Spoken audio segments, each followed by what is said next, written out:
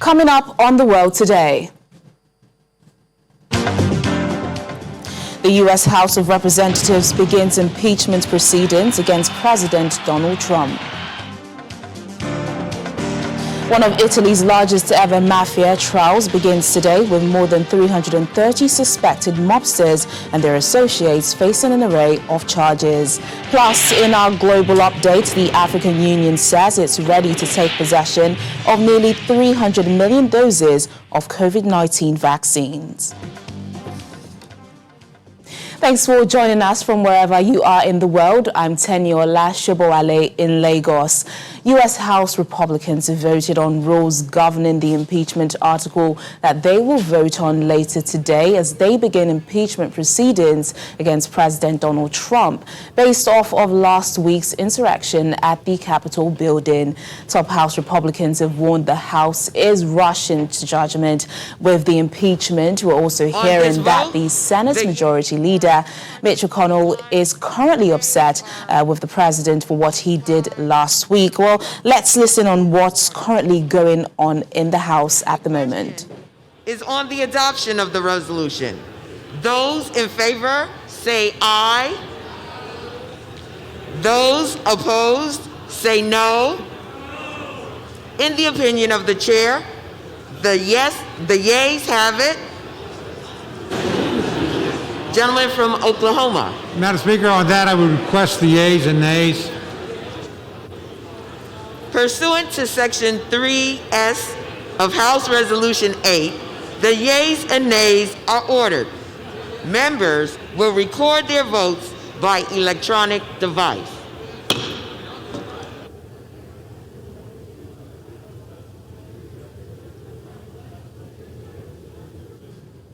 What you saw there was the House of Representatives debating rules on expected impeachment vote against President Donald Trump, which they're accusing him of incitement of insurrection for his behavior and remarks leading up to last Wednesday's siege of the U.S. Capitol. Well, in the lead up to today, especially yesterday, President Trump's iron grip on his party showed further signs of weakness as at least 3 Republicans, including a member of the House leadership, said they would vote to impeach him. Their announcement came as Republican leaders in the U.S. House of Representatives on Tuesday refrained from urging their members to vote against impeaching President Trump, saying it was a matter of individual conscience after his supporters ransacked the Capitol. And what you're seeing on the screen are the figures following the debate at the U.S. House of Representatives on the rules of the expected impeachment. I'd like to say that free speech is under assault like never before. The 25th Amendment is of zero risk to me, but will come back to haunt Joe Biden and the Biden administration. As the expression goes, be careful what you wish for. The impeachment hoax is a continuation of the greatest and most vicious witch hunt in the history of our country and is causing tremendous anger and division and pain, far greater than most people will ever understand, which is very dangerous for the USA, especially at this very tender time. Well, that was President Donald Trump's reaction to the impeachment proceedings, which he called ridiculous and a continuation of the greatest witch hunt in U.S. politics. Well, as the country strives to look forward, New York-based Human Rights Watch says President-elect Joe Biden needs to restore the country's credibility on human rights at home and abroad after what they said were 4 years of abuse of democratic principles. HRW's executive director, Kenneth Roth, says outgoing President Trump flouted human rights at home and has been inconsistent in criticizing other countries' rights records. I think everybody knows that Trump has been a complete disaster for human rights. He flouted human rights at home with the fomenting of the January 6th attack on the Capitol being just the latest example, the natural culmination of 4 years of abuse of democratic principles. Abroad, Trump cozied up to every friendly autocrat under the sun. and made the U.S. completely incredible as a defender of human rights when occasionally Trump spoke out about human rights in places like China, Venezuela, or Iran. So the big challenge for Biden is not simply how to reverse Trump's outrages, but how to avoid another Trump from acting the way this last president has done. Let's catch up on the proceedings in the House. Our correspondent in Washington, Maria Bird, joins us now. Maria, it's a big day. The last we heard, the House has already voted on the rules that will govern the impeachment proceedings. Explain to us what happens after this. Tanila, yes, it's a very big day in the United States. This would make history if they vote on the impeachment of President Trump for the second time. This would be the first time in history a president has been impeached twice by the House. And so this is a day that I think many Americans are sitting glued and watching, a proceeding that typically would not catch not only America's attention, but the world's attention. And so what we'll see next is once they rule on how this process will be governed, they will begin the discussions, and there'll be rules set around how long someone can speak, to give reasons why the impeachment should move forward. And then obviously those who are objecting to this would have time to actually provide their reasons why they're objecting to the potential impeachment and the voting of impeachment in the House for President Trump. And what about the Republicans who are breaking away from the party's leanings to side with the Democrats on the impeachment? We know Senate Majority Leader Mitch McConnell is all in about the impeachment. Mitch McConnell has not said anything yet about today. What are you hearing about the crossing of, opinions on the issue of Trump's impeachment? This is, as we've said before, I'm president. How many times can we say that? When you see Republicans that are parting away from the president, who have traditionally been in support of the president. I mean, just last night, the number 3 ranking Republican, Liz Cheney, has said that she too will be voting for impeachment. And we know the Cheney family has a long history of Republican politics, with her father being Dick Cheney. And so this is, I think, a time where we're seeing that people are looking at, it's now impacted them. I think that this is the first time in a very long time, and many people are dating back to the 1800s and early 1900s, the last time we've seen this type of insurrection and siege on the American democracy. But we're seeing now that the Republicans are saying, this has now impacted me. I have been threatened by individuals who are saying that the U.S. government is not a free place. They're siding with the president, and they're believing that he has incited these individuals to have such a siege against the U.S. democracy. So we're going to begin to see more and more Republicans who have been long time, Republican Party is one that typically is traditional in nature, one that you oftentimes will see long family lineage of the Republican Party. And so, President Trump has definitely in many ways stepped outside of the traditional model of what a Republican means. And so many of them are falling back on their traditions and saying it's time to do something different and for the party to take a new route. Well, the Vice President, Mike Pence, who once indicated he had not ruled out the 25th Amendment, has said he does not support the impeachment. Where does that leave implementation of the decision of the House and the Senate when this is all done? Well, his lack of support for this means that when it comes down to Senate voting, if he is required to vote, if it comes down to that, he might potentially vote not in favor of the impeachment. Vice President Pence, as we all know, took a very hard stand in making sure that electoral voting was done and completed. And he, moved forward with stating that President-elect Biden and Vice President-elect Kamala Harris we're going to be the next administration. And so I think he believes he's done his work. And so I think at this time, he has been obviously received death threats and all types of initial things against him and his family. So he is now taking a different route. And again, he was the president's vice president. So at some level, So I think that he's going to try to walk the line a little bit this time as we look at the potential use of the 25th Amendment, him not supporting that, obviously, and then him potentially not supporting if there is an impeachment that makes it all the way to the Senate. And Maria, just before I let you go for now, what are you hearing from President Trump? I mean, without Twitter, it is a bit hard to know what he's thinking at the moment. Yesterday, he was out in the open to reporters. He defended his speech before the riots at the U.S. Capitol and also called the impeachment a witch hunt. But today, what is he doing? What are his plans? What are we hearing?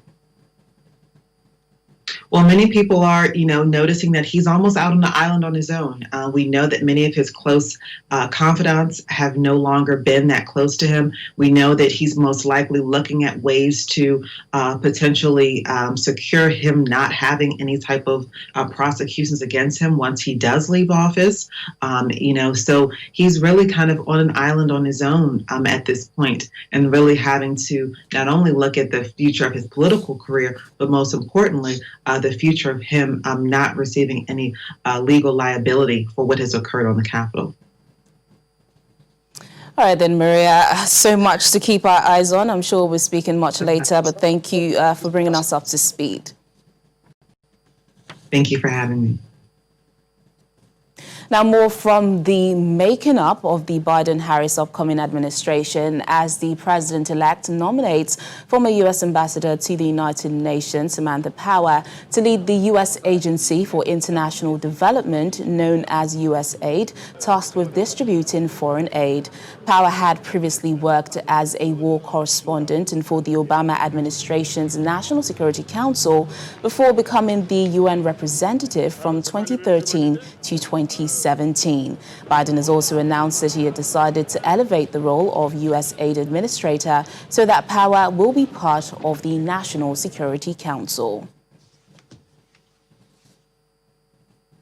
Away from the United States, one of Italy's largest ever mafia trials kicked off today with more than 330 suspected mobsters and their associates facing an array of charges, including extortion, drug trafficking, and theft. The case targets the 'Ndrangheta clan, which is based in Calabria, the toe of Italy's boot, and is considered by prosecutors to be the most powerful mafia group in the country, easily eclipsing the more famous Cosa Nostra gang in Sicily. The trial is being held in a converted court center in the Calabrian city of Lamezia Terme, with metal cages installed for the defendants and rows of desks set up for the hundreds of lawyers, prosecutors and spectators expected to attend. However, the hearing ran into an immediate problem after the 3 judges assigned to the case asked to be recused, saying they had been involved in early aspects of the investigation.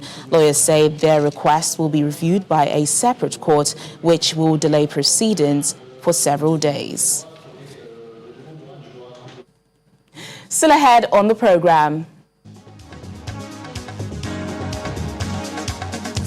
Oh, you fancy a meal of worms? You might cringe at the thought of it now, but in the near future, this could be all the rave. Stay with us for more.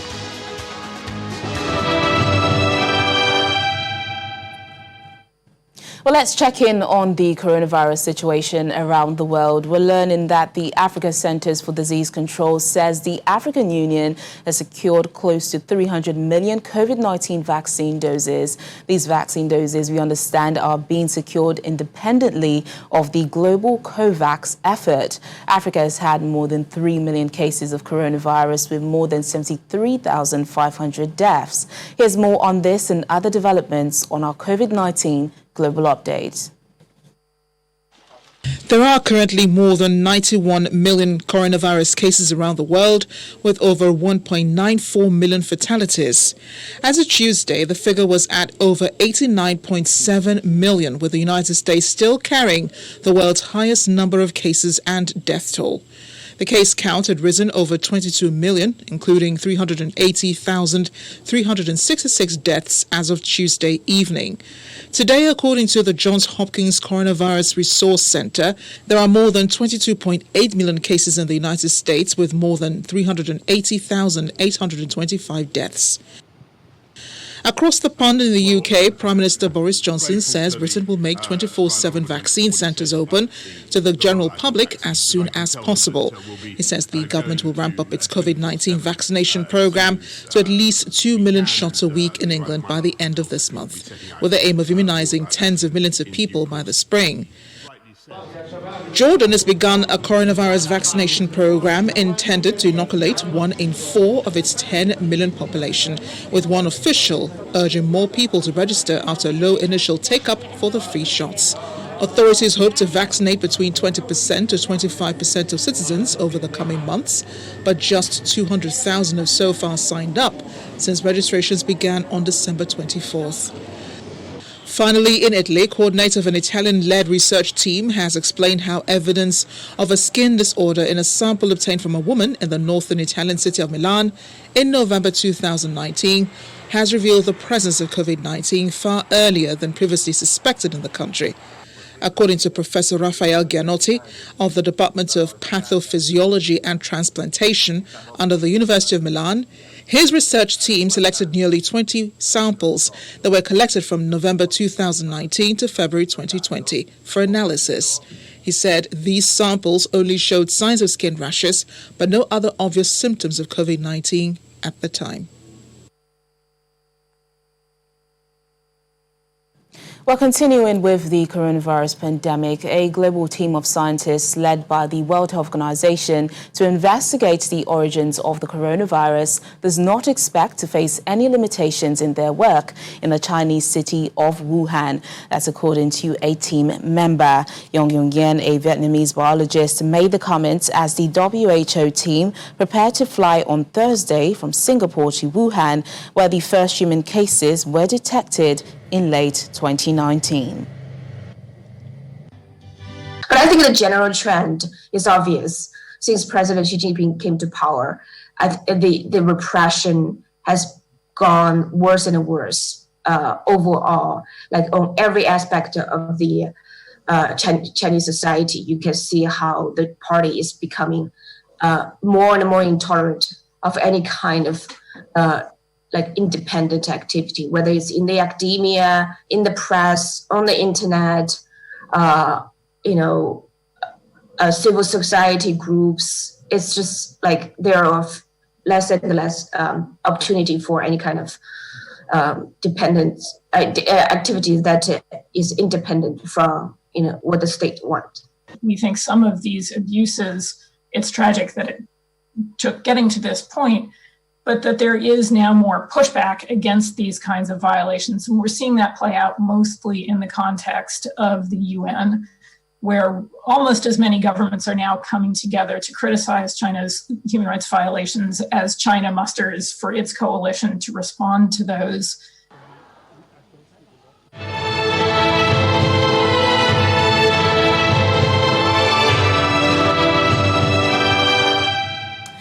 Well, believe it or not, we will be eating meals we never thought we would be in the near future. And that's because some people have been thinking about it. I present to you mealworms. Mealworms may soon find their way into Europe's bowls and dinner dishes after becoming the first insect approved in the region as a human food. The decision paves the way for the yellow grubs to be used whole and mixed in curries and other recipes, and as a flour to make biscuits, pasta and bread. In this specific safety evaluation for the yellow mealworm, we saw that the proposed uses include the inclusion of this novel food as ingredient for making biscuits, pasta, some legume-based dishes, some energy bars, but from other applications that we are currently evaluating, we have seen that there is an interest to use this kind of novel foods as ingredients in a really big range of other foodstuff. For example, we have seen it as an ingredient in meat imitates, in sausages, in drinks and beverages. Despite their name, mealworms are beetle larvae rather than worms and are already used in Europe as a pet food ingredient. Rich in protein, fat and fiber, they are likely to be the first of many insects to feature on Europeans' plates in the coming years.